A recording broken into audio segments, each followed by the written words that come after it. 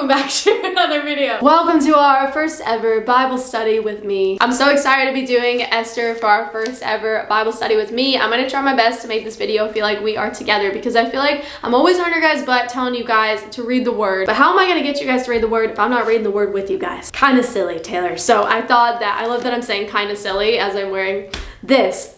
Yeah, first ever Bible study with me. I'm super excited if you're here today for our first ever Bible study with me, and I'm gonna stop saying Bible study with me and we're gonna get into the book of Esther. Something really cool about the book of Esther that maybe you didn't know already. Esther is like the only book in the Bible that doesn't mention God. You're probably like, why is there a book in the Bible that does not mention God? And I said the same thing because I was reading the book of Esther and I have found myself in the same place that I have found myself many times in my life, asking myself, where is God? And that is how I felt reading the book of Esther. I'm like, where is he at? Okay, so I'm gonna read Esther chapter 1, but I'm gonna make frequent stops and we're gonna stop and talk about what we're reading. This is what happened during the time of Xerxes. The Xerxes who ruled over 127 provinces, stretching from India to Kush. At that time, King Xerxes reigned from his royal throne in the citadel of Susa. And in the third year of his reign, he gave a banquet for all his nobles and officials. The princes and the nobles of the provinces were present. For a full 180 days, he displayed the vast wealth for his kingdom and the splendor and glory of his majesty. So he threw a huge party for 180 days, a party to celebrate how great he is and how much money he has and how many awesome things that this man has. I don't know if you know anybody like that, but I do. When these days were over, the king gave a banquet lasting 7 days in the enclosed garden of the king's palace for all the people from the least to the greatest who were in the citadel of Susa. We're gonna pause again because after 180 days of throwing a party for himself, the 180 days were not enough for this man. He needed to add 7 more days of celebrating himself. The gardens had hangings of white and blue linen, fastened with cords of white linen and purple material to silver rings on marble pillars. There were couches of gold and silver on a mosaic pavement of porphyr, marble, mother of pearl, and other costly stones. So this place was looking very, very nice, okay? Clearly, we are going really in detail here. Wine was served in goblets of gold, each one different from the other, and the royal wine was abundant in keeping with the king's liberality. By the king's command, each guest was allowed to drink with no restrictions. How many of you guys know that that is a recipe for disaster? For the king instructed all the wine stewards to serve each man what he wished. Queen Vashti also gave a banquet for the women in the royal palace of King Xerxes. So she was having her own party on her side of the wing. Kind of makes me think of Princess Diaries, which is like my favorite movie ever. I have seen Princess Diaries like a disgusting amount of times, guys. Like it's scary. I don't even want to tell you. Okay, so this is when things start to get going. On the 7th day, when King Xerxes was in high spirits from wine, so my man was wasted, he commanded the 7 eunuchs who served him, Mehuman, Biztha, Harbona, Bigtha, Abagtha, Zethar, and Carcass, to bring before him Queen Vashti, wearing her royal crown, in order to display her beauty to the people and nobles, for she was lovely to look at. But when the attendants delivered the king's command, Queen Vashti refused to come. Then the king became furious and burned with anger. Okay, we're gonna pause there because when I was digging deep into this, I found out that there is some people that believe that the reason why Queen Vashti did not come and refuse the king is because he asked her to come undressed in just a crown. And she declined this offer because, for one, my man's is wasted, and 2, she declined this offer because of modesty reasons. And then there's a whole another percentage of people that say that this isn't in the word. You know, even in the original Greek manuscripts, there's no wording that suggests that she was asked to come undressed. And that's honestly what I'm leaning towards, because if it's not in the text, then I don't know. We see after she refused, the king became furious and burned with anger. And I just think of a very drunk man who is also angry.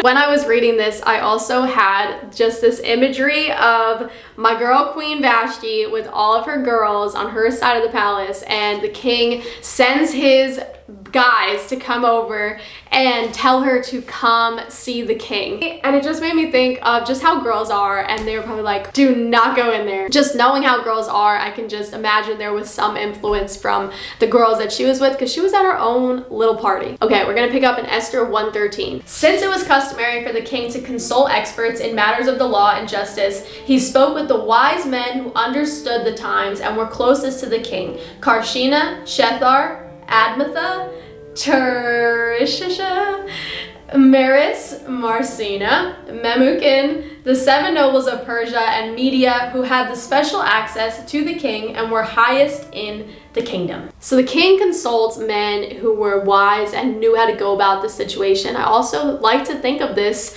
in the perspective of this man is drinking and he wants to know what to do about the situation because he's mad, and he's like, what are we going to do about this? And he's in the presence of some pretty high ranking people. According to the law, what must be done to Queen Vashti, he asked. She has not obeyed the command of King Xerxes that the eunuchs have taken to her. Then this man named Memucan comes in, and he, I believe, stirs up some trouble, okay? Then Memucan replied in the presence of the king and the nobles, Queen Vashti has done wrong, not only against the king, but also against all the nobles and the people of all the provinces of King Xerxes. For the queen's conduct will become known to all the women, and so they will despise their husbands and say, King Xerxes commanded Queen Vashti to be brought before him, but she would not come.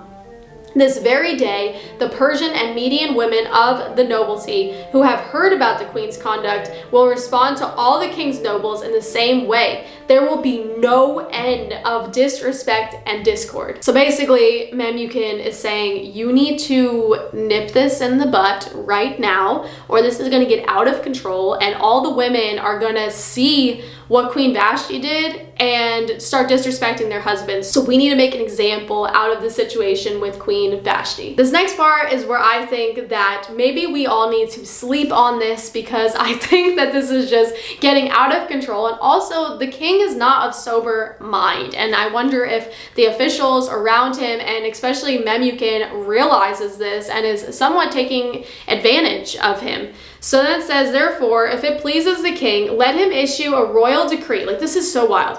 And let it be written in the laws of Persia and Media, which cannot be repealed, that Vashti is never again to enter the presence of King Xerxes. Also, let the king give her royal position to someone else who is better than she. Then when the king's edict is proclaimed throughout all his vast realm, all the women will respect their husbands from the least to the greatest. The king and his nobles were pleased with this advice. So the king did as Memucan proposed. I just picture this like drunk guy that's like, yeah, that's a really good idea. Let's do that. Let's completely dethrone her. Let's get a better woman in there.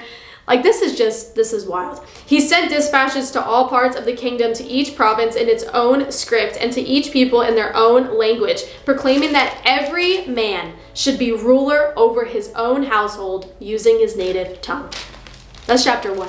Now you understand why we had to do a whole video just on this. So let's unpack this now. Okay, so I know that this Bible study that we're doing today isn't exactly me writing in my notebook. So I know a lot of you guys know that I use the SOAP method, which is basically where you choose a verse, you observe the verse, you figure out how to apply the verse to your life, and then you pray over the verse. And I did want to do that in today's Bible study and in all of our Bible study with me's, but I just feel like this specific one was just chapter 1, and just to give us this stage of what we are going to be pressing into. So that's what I want to do in today's video. So we can't really use the SOAP method here, but I did want to figure out, what can we take from what we read today and how can we apply it to our lives? Like, what is the big message here? I was really struggling with this because I feel like a lot of people take chapter 1 from the book of Esther as a message of modesty because they believe that the queen was asked to come